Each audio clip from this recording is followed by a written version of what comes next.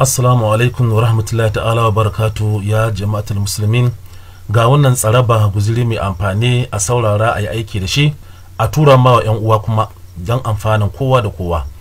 Ya Allah, duk wanda ya tura ma wa sauran 'yan uwa musulmai wannan fa'ida mai amfani, ya Allah ka amsa mana addu'o'inmu da muka yi ga baki daya a wannan wata mai alfarma. Allah ka biya mishi shi ma nashi bukatar. Ya Allah, bukatun da aka nema a wannan wata mai alfarma, ya Allah ka amsa mana. Lokutan amsa addu'a, lokacin saukar ruwan sama, tsakanin kiran sallah da tada ikama, sulusi 1/3 na ƙarshen dare, ranar juma'a daga sallar la'asar zuwa faduwar rana, in an yi sujada an sa goshi a ƙasa.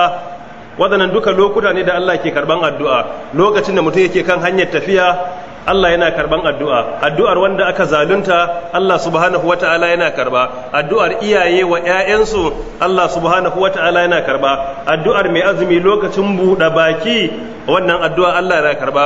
Addu'a lokacin da ka ji zakara yayi cara, idan kai addu'a daidai lokacin da yake cara, wannan addu'ar Allah subhanahu wata'ala yana karbanta.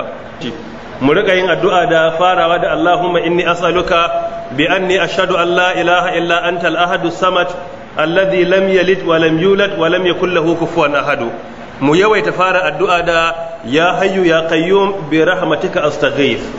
Mu yawaita fara addu'a da la ilaha illa anta subhanaka inni kuntu minaz zalimina.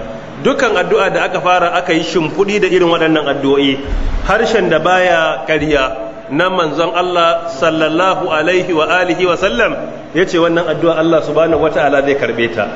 So da haka waɗannan kawai shimfiɗa ne na mu rika aiki da waɗannan lokuta da kuma irin waɗannan addu'o'i, insha Allah ta'ala za mu dace.